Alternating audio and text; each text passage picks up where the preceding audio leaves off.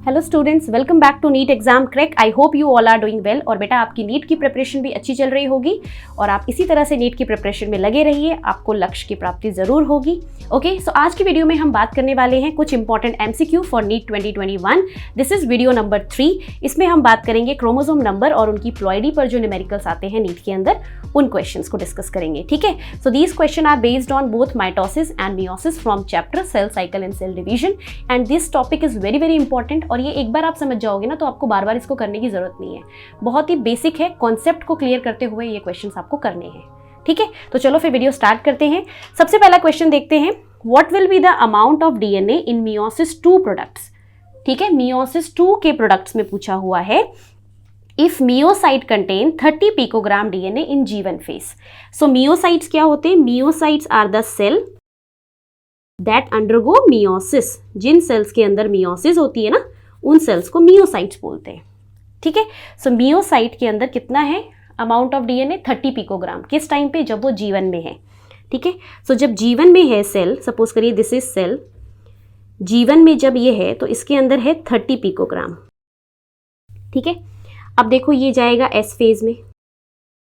जब S phase में जाएगा सेल, तो S फेज में जब जाता है आपको पता है अमाउंट डबल हो जाता है, but number of chromosome same रहते हैं। तो यहाँ पर अमाउंट कितना है? ये तो अमाउंट दे रखा है ना, तो ये कितना हो जाएगा? 60 पिकोग्राम।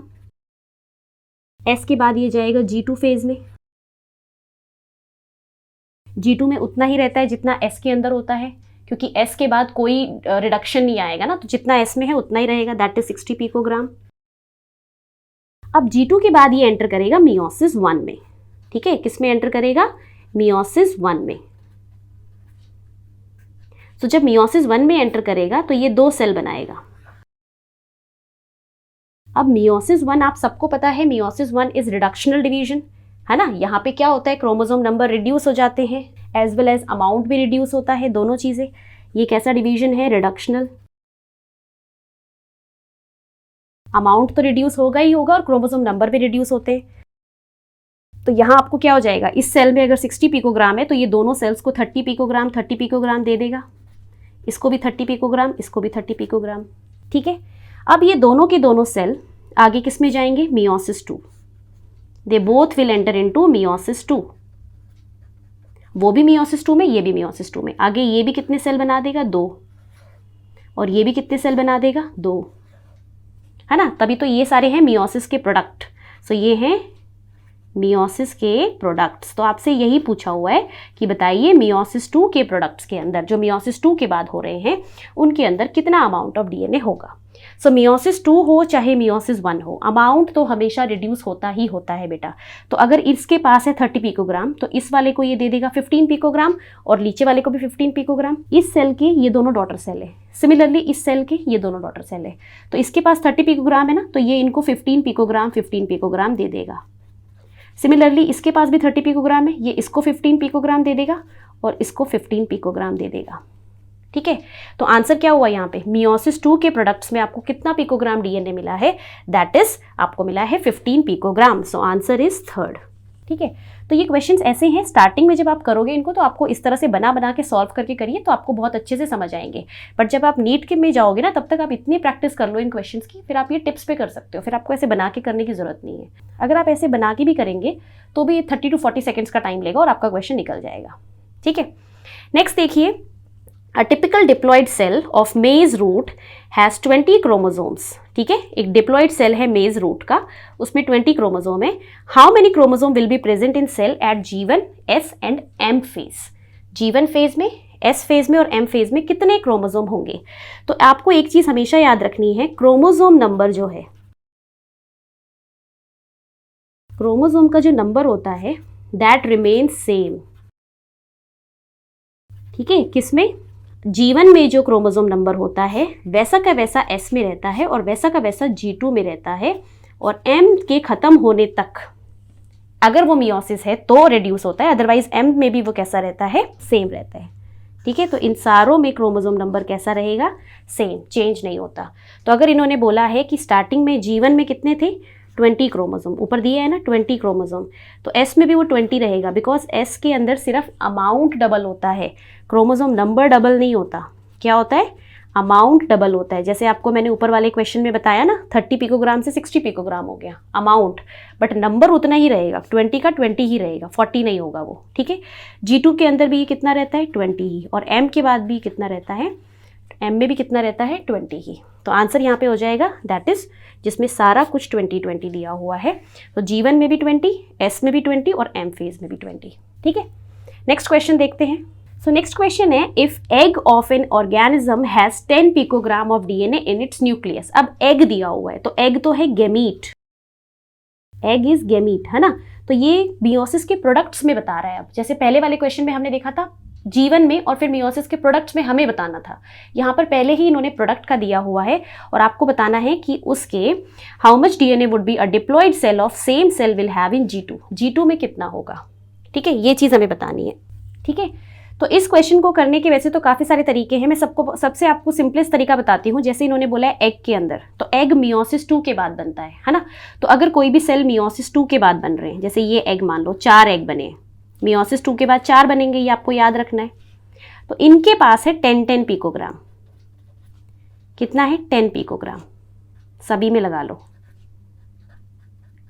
अगर इनके पास 10 है तो इनका जो सेल है जिसने मियोसिस 2 करी है उसमें कितना होगा, ठीक है। एरो मैं उल्टा लेके जा रही हूँ, जिसने मियोसिस 2 करी है उसमें कितना होगा उस सेल में। आपको मैंने बताया था अमाउंट रिड्यूस होता है, इनके पास 10 है तो इसका मतलब इसके पास 20 पिकोग्राम था, है ना, इसके पास 20 पिकोग्राम था। अब ये जो सेल है ये कहाँ से आया है, ये मियोसिस 1 करके आया है, और मियोसिस 1 मैंने आपको क्या बताया कैसा होता है। यहाँ पर आप एक सेल भी दिखा सकते हैं, इसको हटा दीजिए और इन दोनों का हम एक कॉमन दिखा देते हैं, ये रहा, ठीक है, जिससे ये दोनों बन रहे हैं। सो ये क्या करके आया है, ये मियोसिस 1 है,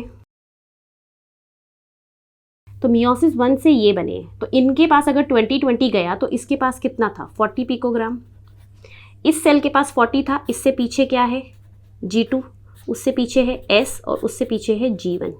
तो हमें बताना है G2 में कितना है। तो जितना यहाँ रहता है, क्योंकि यहाँ रिडक्शन हो गया ना, 40 से 20, यहाँ रिडक्शन हुआ, यहाँ पे भी रिडक्शन हुआ, बट यहाँ तो रिडक्शन नहीं होता, जितना इसके पास होता है उतना की उतना G2 में रहेगा, ठीक है। और S में भी उतना ही रहेगा अगर सेम क्वेश्चन पूछा जाए, पर G1 में इसका हाफ होगा, 20 पिकोग्राम, ठीक है। तो इस क्वेश्चन में पूरा ऐसे बनेगा, यहाँ पर 20 था, यहाँ S में 40 हुआ, G2 में भी 40 हुआ, फिर जब मियोसिस 1 में ये एंटर हुआ तब मियोसिस 1 के अंदर ये 20 हो गया और आगे जाके फिर 10 हो गया। तो बेसिकली आप ये बोल सकते हो कि अगर किसी भी मियोसिस प्रोडक्ट में DNA 10 पिकोग्राम है तो उसका 4 टाइम्स होगा यहाँ पर G2 में, ठीक है।